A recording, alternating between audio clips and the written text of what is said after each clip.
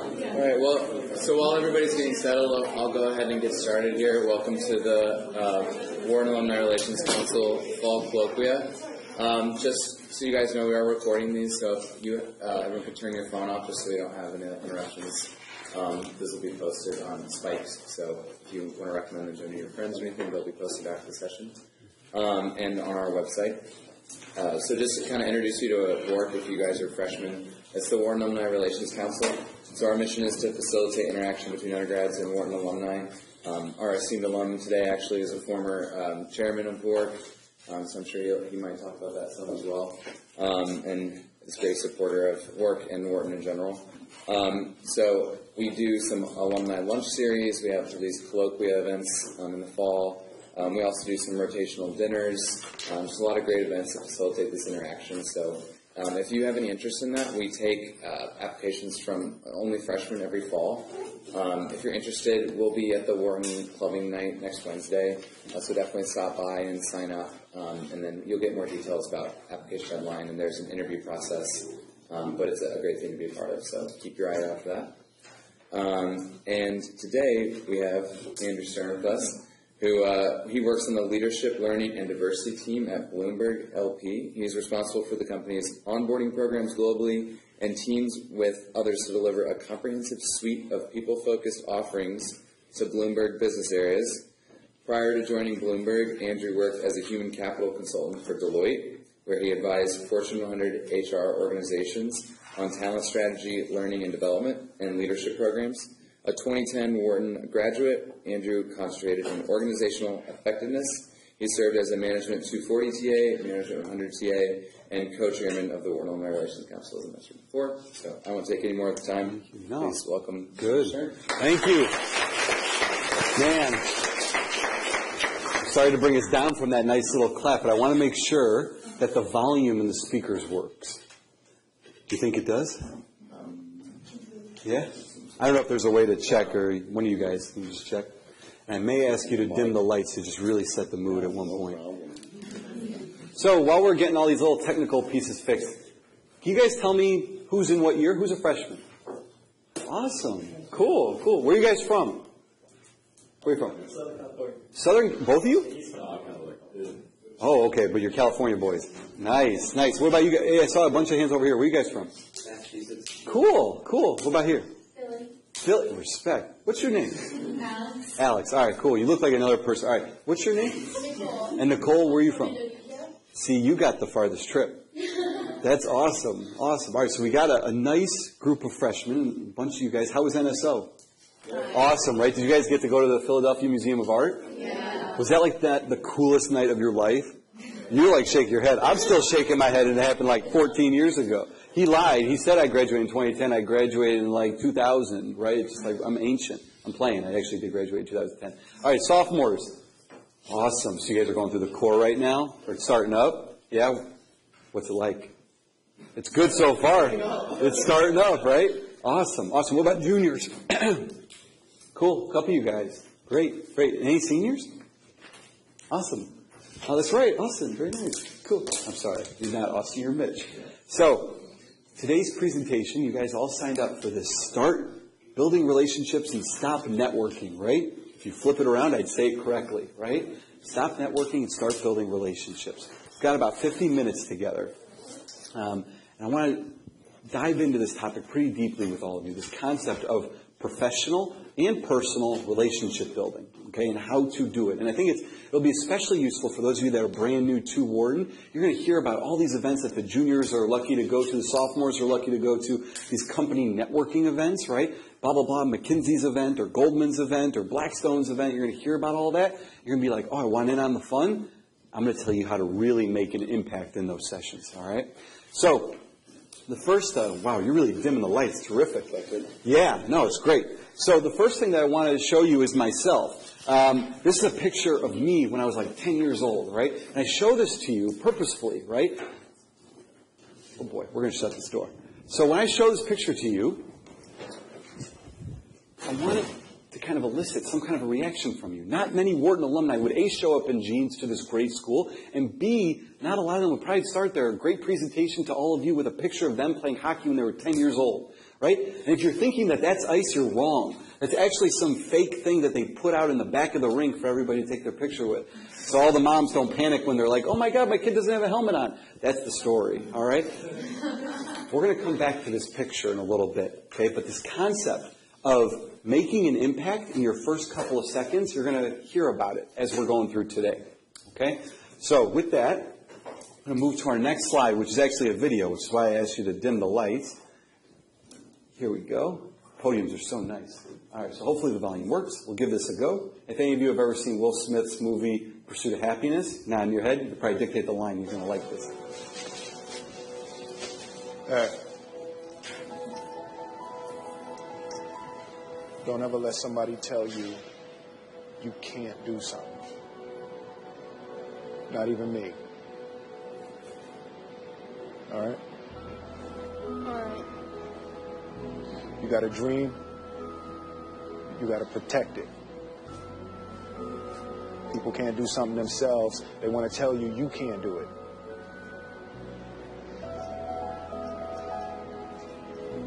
You want something, go get it. Period.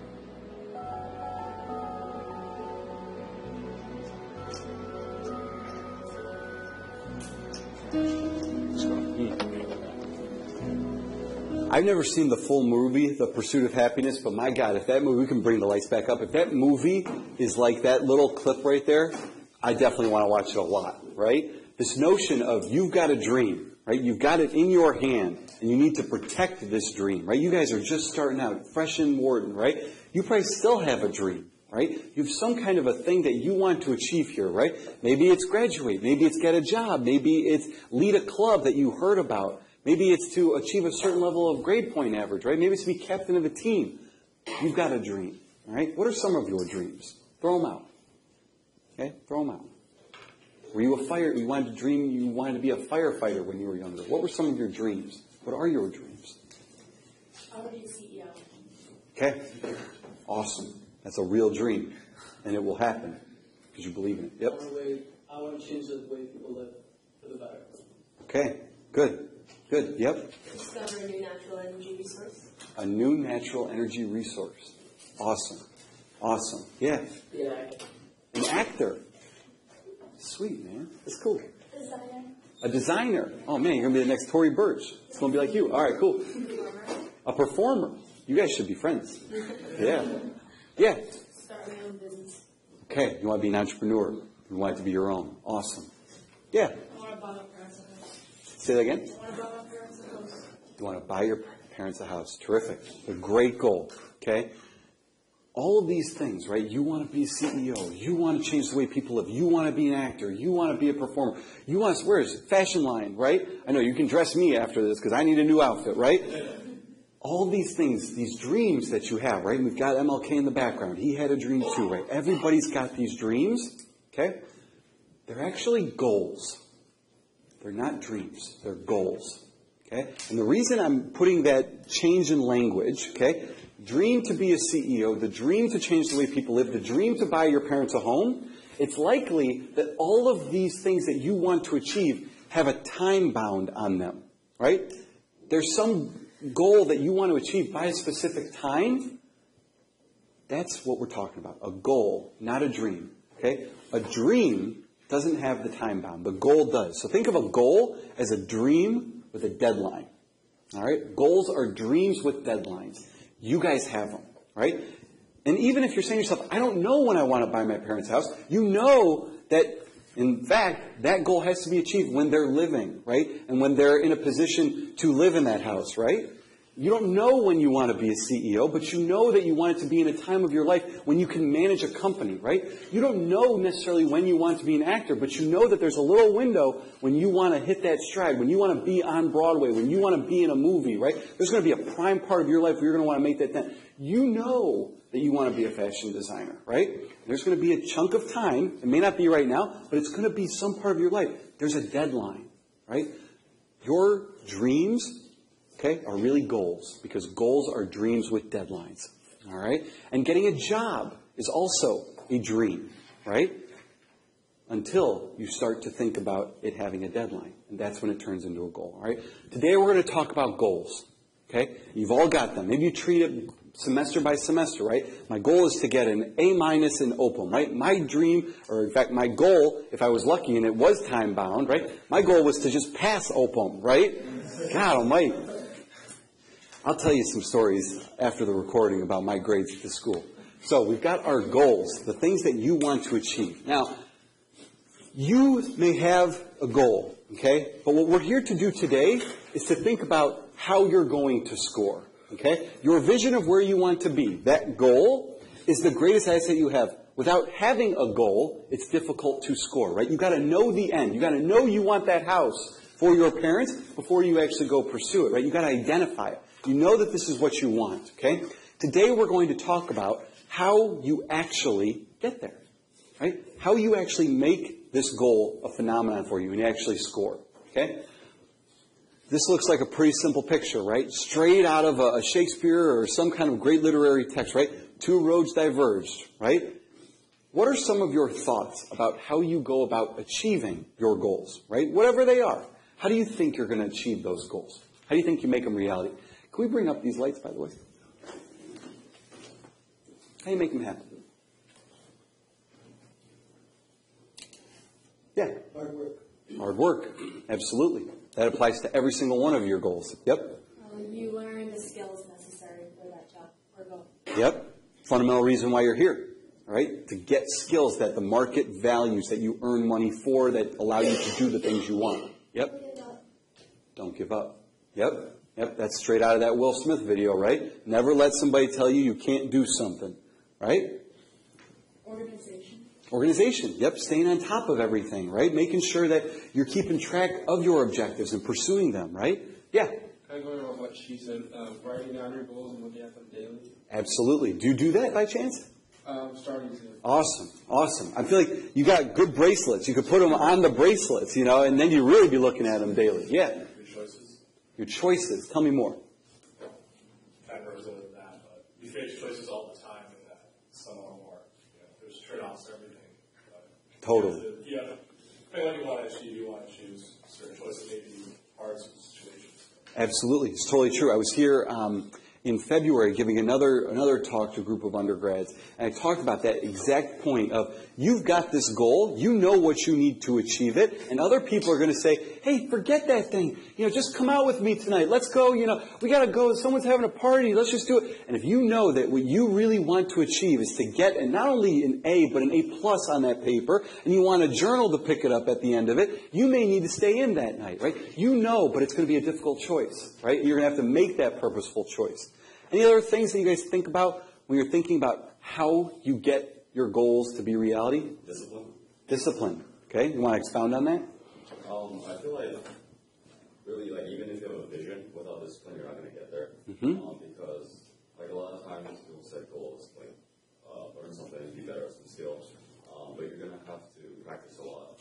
And through repetition, with discipline, get to that goal. Great. Did you have something you wanted to add? I was going to say, priorities, making sure that you focus. I feel like the three of you, I don't know your name, Florida Gator. What's your name? Austin. I feel like the three of you guys should be friends, right? It's the discipline, the prioritization, the actually looking at your goals daily. You guys should be buddies, yeah. Patience. Absolutely. Acknowledging that the goal may not come, right? I can't buy my parents a house today, right? Absolutely. You may be able to. We may be able to together, yeah. I guess it kind of ties in with choices and organization, but kind of setting steps for yourself that you can achieve versus saying I want to be at the very end point and just saying I'm going to achieve all of this at once. Exactly. So kind of step by step, acknowledging that there's a process here.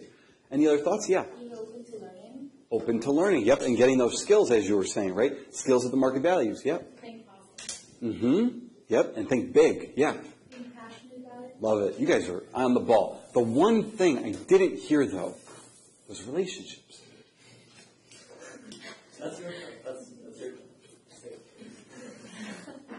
Fair point, right? We talked about a lot of ways that you're going to achieve this goal, but nobody mentioned somebody else, right? That I'm going to need somebody else to actually get this done, right? There are going to be other people I'm going to need to team with. Fair to say? Okay. So, I want to introduce you to this guy. His name is Keith Ferrazzi, all right? And Keith Ferrazzi, have you read of Keith Ferrazzi? Awesome. Okay, great. So you're going to see a lot of Never Eat Alone in this presentation. Do you want to tell everybody what Never Eat Alone is about? You can do probably better. Okay, all right. So I may or may not ask you to teach part of this. All right, so Keith Ferrazzi is the leading thought, developer all around the beauty of relationships and how people cultivate mutually beneficial relationships to get stuff done. Okay? And this idea of stop networking, start building relationships, part of it comes from Keith. Okay? If you look at life through the lens of, oh, just scratch my back and maybe I'll scratch your back later kind of thing, you're going to lose. Okay? You will not win. Keith is going to inform our conversation today with some of his little gems of knowledge. All right? And his thesis is that the way that you get all of those goals done, those dreams with deadlines, right? A goal is a dream with a deadline. The way that you accomplish those goals is through relationships. Now, this woman here on this slide, Margaret Wheatley, I think is her name. That's right, Margaret. She takes it one step further. Okay? Margaret acknowledges the fact that relationships are all there is, right? This hard work thing, this discipline, this prioritization. In fact, the only thing that really you need to get stuff done are other people, the relationships. And then she goes on a little bit further. And as you guys are just starting out, many of you freshmen, you're saying to yourself, I want to get good grades. I got great grades in high school. I got good test scores. And I came from great background, right? I really worked hard to get here. You're thinking about all these things. They're in relation to other people, right? Everything is in relation to someone else.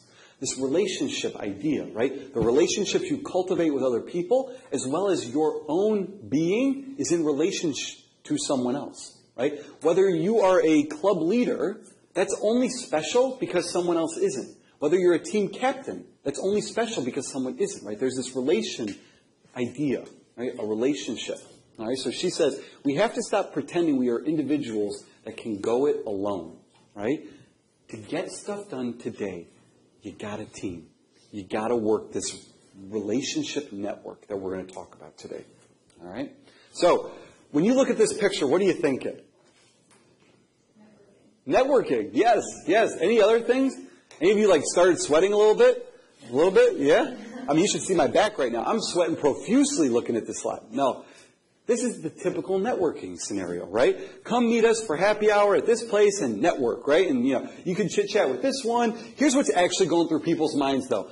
I really need a job. Please help me get a job, right? And the guy or gal that he or she is interacting with is thinking, that sushi was awesome. They're not thinking about giving you a job. They're not thinking about that. They're thinking about the sushi, right? The point is, if you go to these networking events expecting that, a quick little chat with Joe Smith is just going to land me a job at the dream firm that I've been working so hard to achieve, that's not the reality, okay? So don't expect that at these kinds of standard networking scenarios that happen quite often here, right? Instead, what we're going to talk about today is real networking, all right? And real networking is about finding ways to make other people more successful. It's about working hard to give more than you get, right? You go back to this previous slide. He wants to get, right? I just want a job. Just give it to me already. I came to your event. I signed in the info sheet. I submitted my resume. I've been hanging out with you guys for 2 hours. Give me a job already. Come on. We're not talking about that, okay? We're talking about real networking. And real networking is about giving more than you get. All right? Changing and totally inverting this model of networking, right? You go to network to learn about an opportunity, right? Instead of learning about the person. Okay? So, we're talking about this beautiful Taj Mahal now, okay? Taj Mahal. Anybody ever been to the Taj Mahal? Yeah? What was it like? It's really beautiful. Beautiful. Somebody else over here? I thought I saw a hand. Yeah? What was it like for you? You don't realize how big it is from pictures. Uh-huh. Massive. Anybody else? Yeah, you been? Yeah. What was your impression? Fantastic. Okay? The craftsmen that built the Taj Mahal, I want to get you to that level of craftsmanship about building relationships by the end of this session.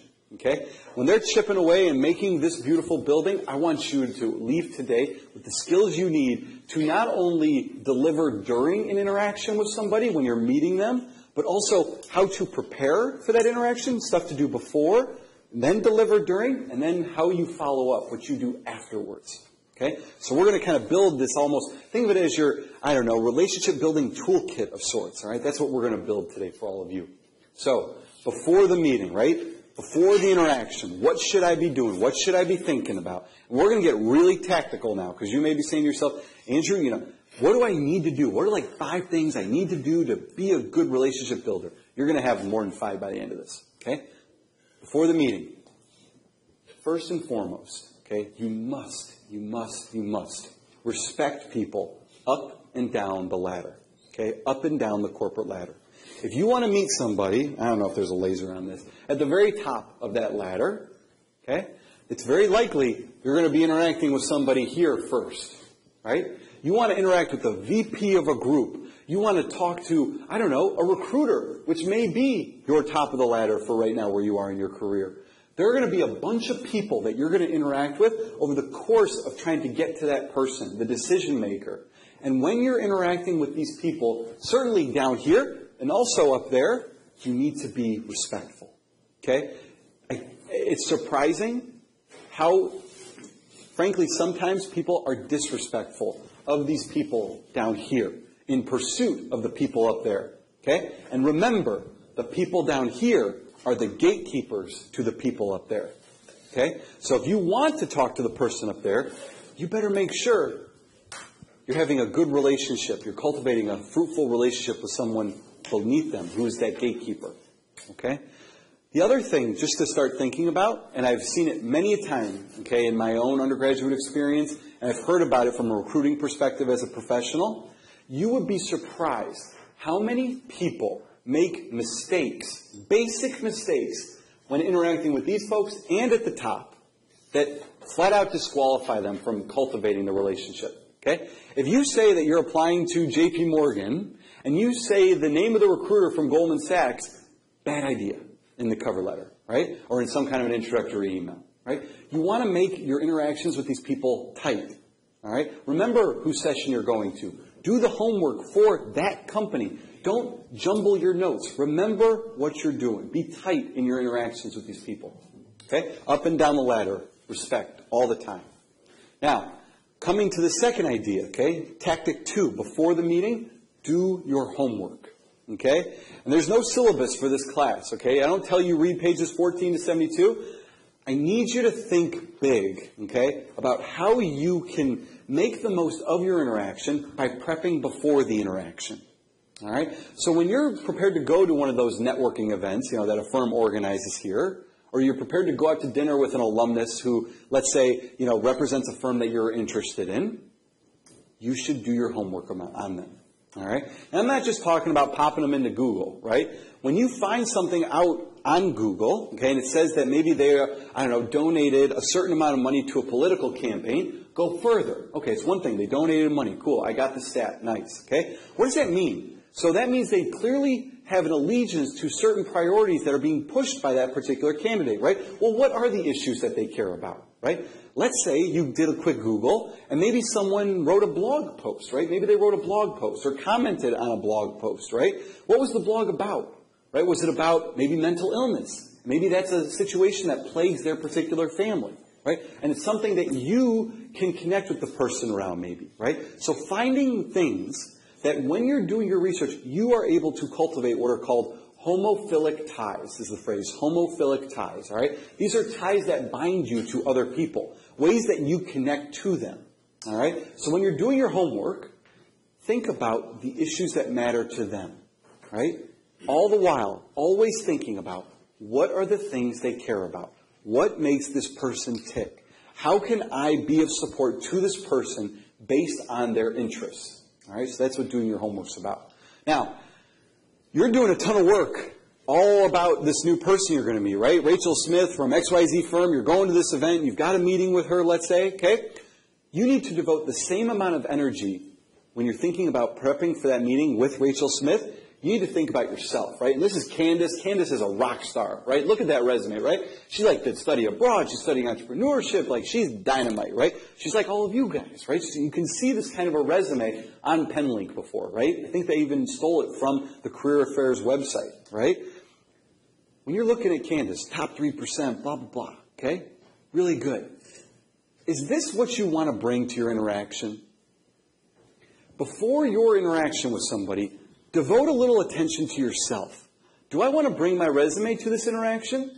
And if so, is this really going to make a punch? Am I going to shine in this interaction if this is what I leave behind? Keith always says, bless you, in that book that you mentioned, Never Eat Alone, one of his theses is you are only as good as what you leave behind. Is this what you want to leave behind? The pack-filled resume with 47 different bullet points and the different clubs. Is that what you want to leave? Here's just a way to stretch your mind about how you think about what you leave behind.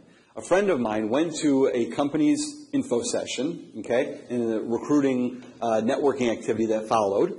And he took a resume that looked similar to this with different bullet points. And prior to the interaction, he put his foot on the resume and drew an outline of his shoe. Okay? Luckily, his shoe fit on the piece of paper. All right?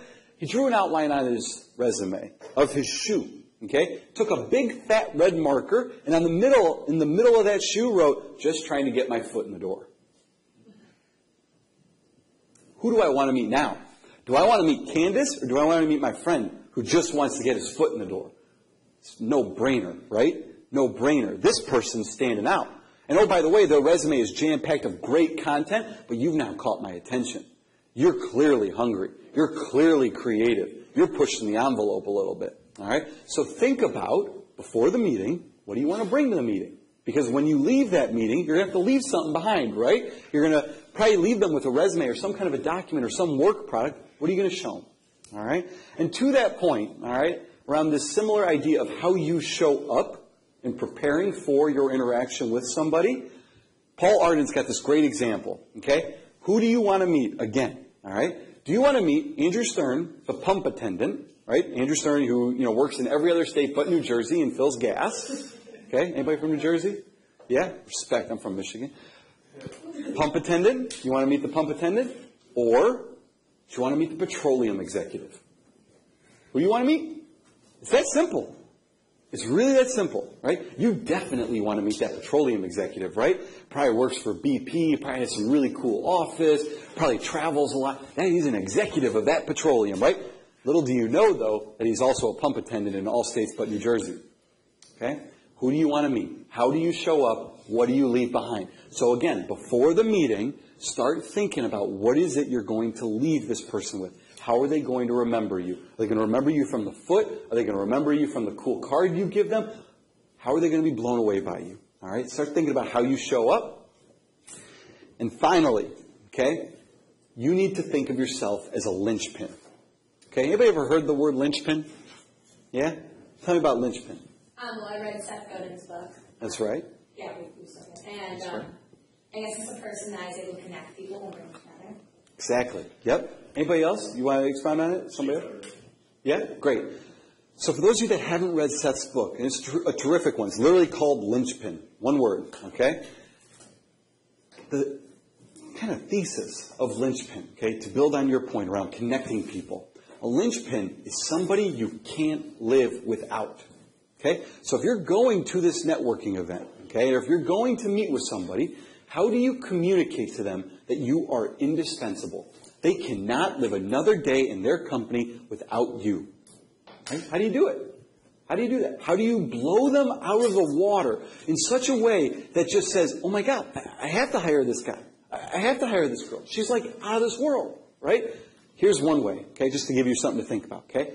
Another Management 100 TA that I know of, okay, she went to her interview with a terrific financial services organization, literally with her laptop, with an Excel macro that she had built that she knew directly addressed a specific issue that particular team was having, right? She had a friend who interned on that team. She knew about the problem, and she came up with a macro, whatever it was. She brought it to the interview and blew that person out of the water. Can you imagine if you're at the interview table and you say, oh, actually, I just want to show you one more thing before we leave. I've got this little macro I built on my spare time on the weekend, and this thing, it solves your biggest problem. Hire me.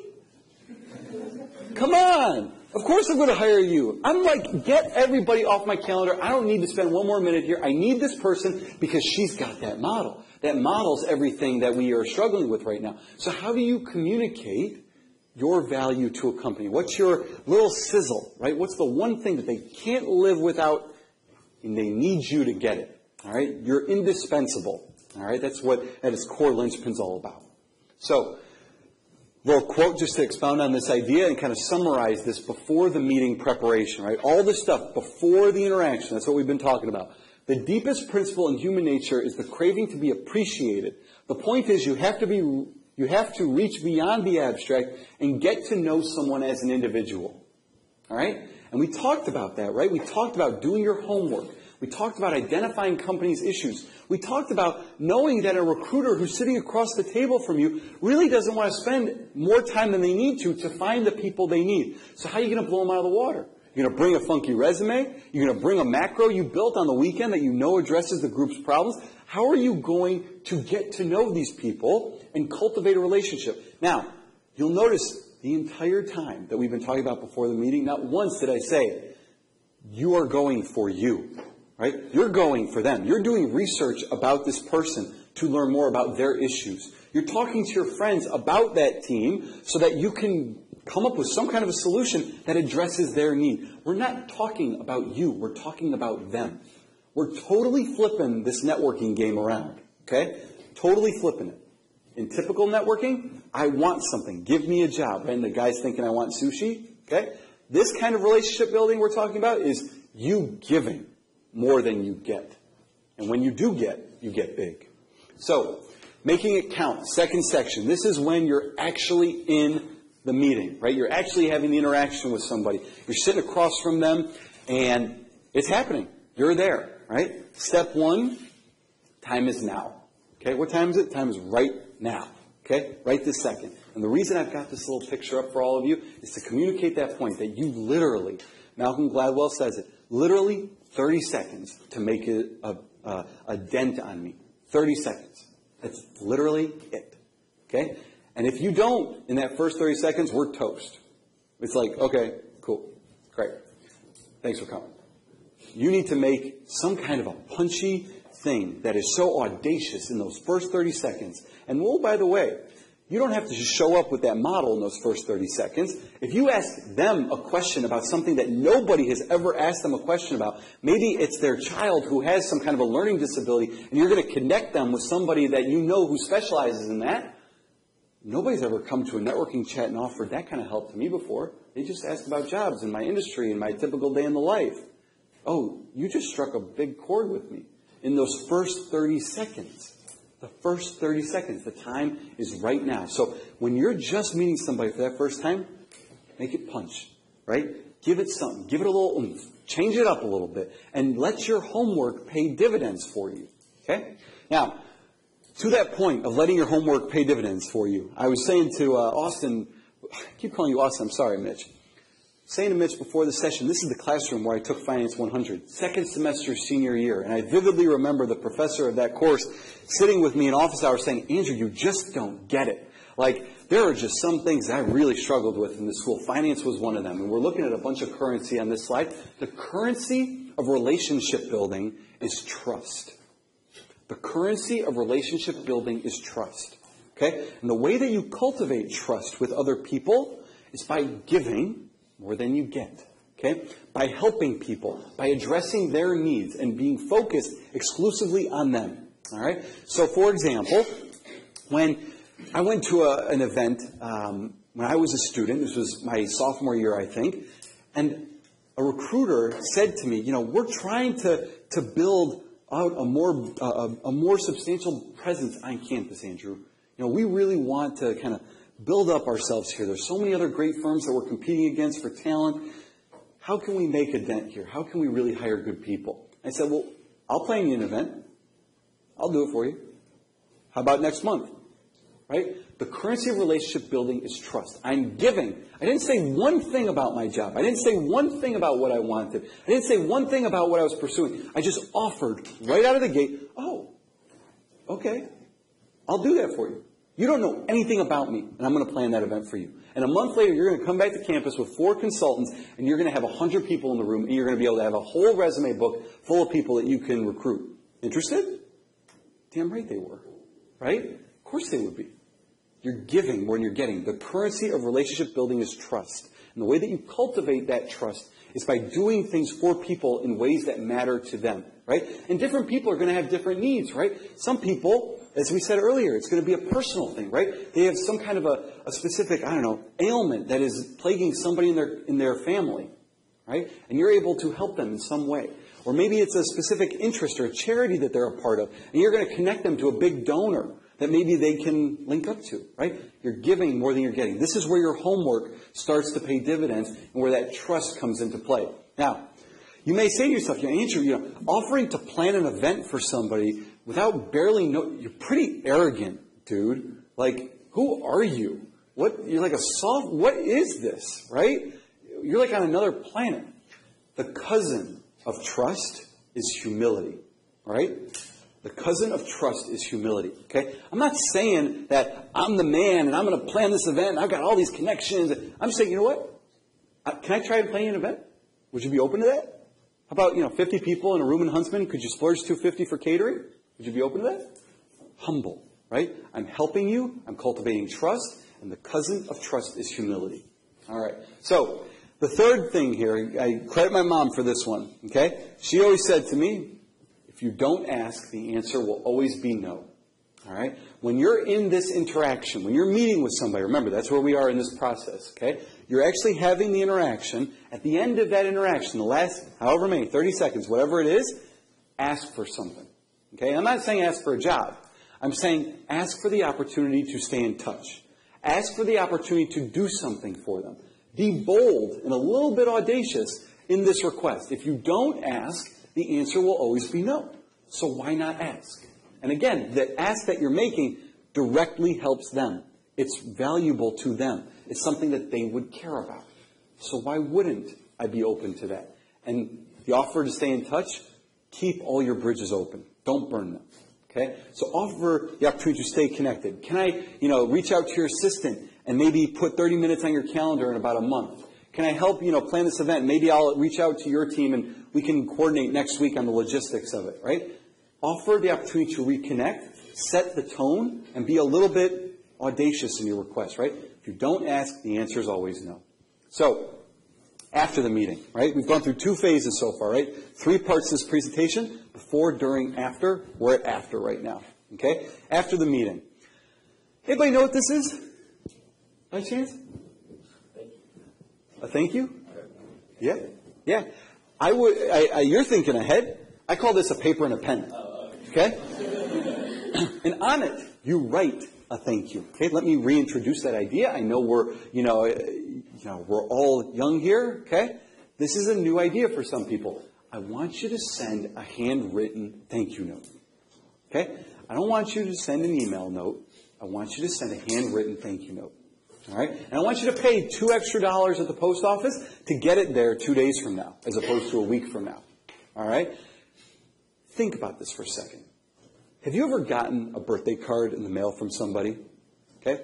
Were you more, blown away or grateful, appreciative for that handwritten card with 2 sentences on it, the same level of sentence, the same number of sentences as somebody who texted you on your birthday or sent you a Facebook message on your birthday or emailed you on your birthday or tweeted you on your birthday?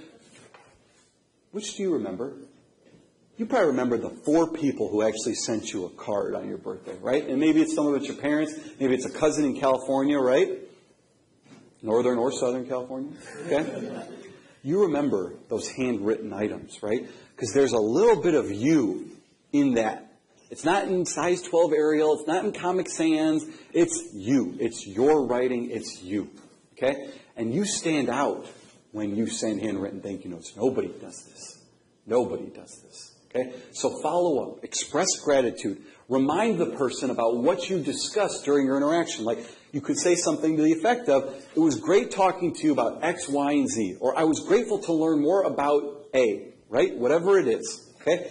Use that medium to remind them of what you discussed. And again, remind them that you want to keep in touch. And here's how you're going to keep in touch. Right?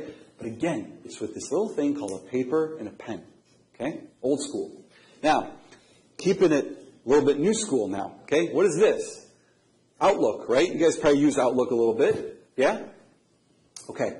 Microsoft Outlook has this beautiful thing called a distribution list, right? You can imagine, let's say you're applying to a terrific firm like Blackstone, okay? And you meet 10 people from Blackstone at an event, right? And you make a little Blackstone group in your Outlook, right? And you've got, Joe and Rebecca and Susie and Johnny, right? You got everybody's name in there. Please do not send a mass email to Joe, Susie, and Rebecca.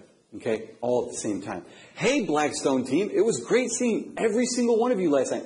You're done. You're done. Okay? It's not valuable. Okay? People want individual interactions. Okay? And you can probably even realize that now, as some of you are newer students, some of you are more experienced, you probably feel a little bit better when you get an email that was sent to you, right? As opposed to just this carpet bomb to 8,000 people. You feel like it's a little bit more personal, right? Take it a little bit more seriously. So spend a couple more minutes and send Joe an email, and then send Susie one, and send Rebecca one, and each time you send a different one to them, change it up based on what you actually talked about, right? We're not in an efficiency game here, okay? We're not trying to get this networking thing done as soon as possible and check it off of our list. That's not what we're striving to achieve. We're striving to cultivate relationships with these people, to build something deep and rich and mutually beneficial with each one of these people, with Joe, Susie, and Rebecca, not with all of them or collectively. All right? And similarly, when you're talking to Joe, Susie, and Rebecca, okay, and you're admiring their golf scores, at this particular golf tournament, they're great golfers, right? I don't want you to keep score. Okay? When you're interacting with each one of them, and you're saying, hey, I scratched your back, time for you to scratch mine. No. All you're doing is giving. You're just giving. All the time. All the time. Pushing out. How can I help? What do you need from me? How can I be useful to you? Where can I plug in? How could I be of assistance to you, right? You are giving. What matters to you, sir or madam, right? I'm trying to help you. You're not keeping score. If you keep score, you bring this back to a transactional game, a tit-for-tat game, okay? We're not doing tit-for-tat, okay? We're doing total relationships. We're doing this beautiful thing. It's happening right in front of you, right? We're cultivating a relationship. We're not doing, you pass me the puck, pass it back. No, we're not doing that, okay? It's not like that. All I'm doing, I'm just passing all day, just passing the puck, okay? Now, why go to all the trouble, okay? Think about this. Why go to all the trouble of meeting new people if you're not going to work on making them a part of your life? All right? There's no value, as we're thinking about the follow-up and the post-interaction, okay? And just having this meeting with somebody if you're really not going to integrate them into your life, okay? You may meet somebody in a networking event, okay? And this has happened to me many times. When you'll go to one of these events or you'll go and have an interaction with somebody, and you know what? You do great stuff, whatever the person's name is. You do terrific work. It's just not what I'm into. It's not my sandbox. It's not my area of focus. But I've got 20 people that would kill to meet you, right? So I'm going to integrate you into my life, acknowledging that I don't get a damn thing out of this, but these 20 people that I want to introduce you to, they're going to get so much, right? A classic example, I have a friend of mine who's wanting to go into brand management and creative work, okay, some really terrific work. It's not my forte. It's not my area of interest, right? Someone I met at an event, exchanged cards, kept in touch, started helping each other, had a conversation in this person's office. And, I said, you do great stuff, but, this isn't me, right? But I know somebody who it is. And they talked. This person had an interview with them. And it wasn't a good fit. She didn't have enough experience. But you know what? She never would have had that interview but for the fact that we connected the dots. Okay? So integrate them into your life, even if you don't personally get anything out of it immediately. All right? So, final thing I want to leave you all with. We're coming to the end of our time together. All this time, our entire time together, about 45 minutes now, believe it or not, we've been assuming that you actually got to have the meeting.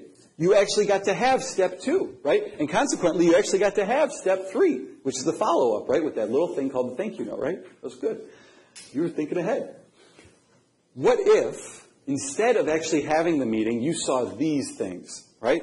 No, stay out. The door is locked. You can't see this person. No way. You're not old enough. You're not experienced enough. You don't have enough gray hair. I can't tell you how many times I've heard that, right? And actually, one time, fun little story, someone said that to me in an interview. I said, I'll get some Just for Men gel. If it's really about gray hair, I'll change my hair color. Clearly, they were meaning you don't have experience, but that's what they said, right? If you counter that and someone just putting up the gates and saying you can't talk to that person, you're not good enough, you're not experienced enough, I don't care that that's your goal. It doesn't matter to me. You see the gates. Okay? I need you to think harder. I need you to remain persistent. I need you to not give up. Okay? An example of this, there was a part of me at one point in my undergraduate experience that wanted to work for a human capital management function, okay, an HR kind of function, at a financial services company. All right? And this organization was not recruiting for this position at Wharton, right? They were recruiting for investment banking, they were recruiting for sales and trading. Great roles, lots of kids go into them, okay? I wasn't interested in those roles. I wanted to work in human capital management there, okay? And I was going back and forth with the recruiter, and I was, really trying to help her and bringing them back, doing all these things, right? Finally, got a little audacious at one of the ends of my thing. I said, that person who's interviewing all the investment banking and sales trading folks, he or she's going to have lunch, right? Yeah, of course they're going to have, we don't starve our people. Can I interview for the role during lunch? While he or she is eating their sandwich, can I have an interview? Can they ask me questions and take notes about my experience while they're eating their turkey sandwich? Who says that? Who says that, right? But again, I just totally thought out of the box, right? I keep getting the door slammed in my face. We're not recruiting for that role. You don't have the experience. We only do investment banking. We only do sales and trading. You don't come for that. Okay, fine. How about an interview during lunch? Who says that, right? So, when you get the door slammed in your face, 3 quotes just to leave you with to think about how you can do a better job at kind of getting that door slammed in your face. Fail, fail again, and fail better. Every time you get the door slammed in your face, ask yourself, okay, so they said X reason this time. Is there a way that I can change my approach to cater to what they just shared with me? Right? Every time a person shuts the door in your face and gives you some kind of a reason, that reason is a little gift. It's a little gem that now you can use to plan your next course of action. Bless you. Next quote. It's time to stop complying with the system and draw your own map. Throw out the manual. Asking for an interview during lunch is an example of throwing out the manual. Okay? Who does that? Who does that? Right? You're like, no one. Have you ever heard of that? Never underestimate your ability to out-hustle someone. So they've got these cool events at Penn. Anderson Cooper spoke at this one. Okay? A lot of people, when they get that door slammed in their face, are like, all right, that was fun. I tried. Sorry. All right, I'll go apply to 27 more firms tonight. Hopefully one of them will bite. Okay? Wrong answer. Okay? Go back. And then go back again. And then go back again. Okay? Out-hustle someone. There are plenty of people that are just going to walk right out the door and say, I'm done. Throw in the white towel. It's been real. I'll give it a go another time. They're just not for me. Maybe I don't have good enough grades. My GPA is a little low anyway. Whatever. If that's what you really want, go get it. Go get it. All right? So, bring us back. We're at 155. Cognizant of all your time. I'm sure you got recitations. Bring us back. Okay? You got your goal, right? We already talked about those goals, right? I want to buy my parents a house, right? I want to be a CEO. I want to change the way people live. I want to be a fashion designer, right? You got all these great goals, and you're all going to achieve them because you already have them. Okay? You've got this vision. You've got this goal in your mind. That goal is a dream with a deadline, remember? Okay? Here's what you need to accomplish it. First, you need a compass. Okay? You need to know where you're going. Okay? The 3 of you all spoke in beautiful harmony, this notion of prioritization, this notion of having a process. Okay? This idea that you need to know where you're going to go. Right? You need to think about what are the steps I need to achieve to make this dream a reality. Right? What is it? Do I need to meet fashion designers? Do I need to go to fashion shows? Do I need to read fashion blogs? What do I need to do? What are my means? How can I direct myself to achieve this goal? All right, that's the first thing you need. And the second thing you need is this quilt. And the quilt, you can think of each one of these little pieces. The quilts are people. Each one of those little pieces is a person. Because the people coming together form the patchwork of your life. Okay? You get stuff done. Your goals are achieved. Your dreams are fulfilled because of this quilt. Okay? The quilt is everything. The relationships are everything. Remember, we started right out of the gate. Your GPA only matters because it's relative to other people. Your leadership of a club only matters because others aren't. Right? The fact that you're here is only cool because others aren't. Think about it. Okay? Relationships drive it all. Okay? People drive it all. All right? And the relationships, the pieces here, form the patchwork of your life. You want to cultivate meaningful relationships. So, that's my talk. You guys know what you want to do. Okay? You guys have some ideas about your dreams. Okay? But you now have the tools that will arm you with the ability to make them reality. All right? How good do you want to be? Make it reality and use relationships to get there. Thank you.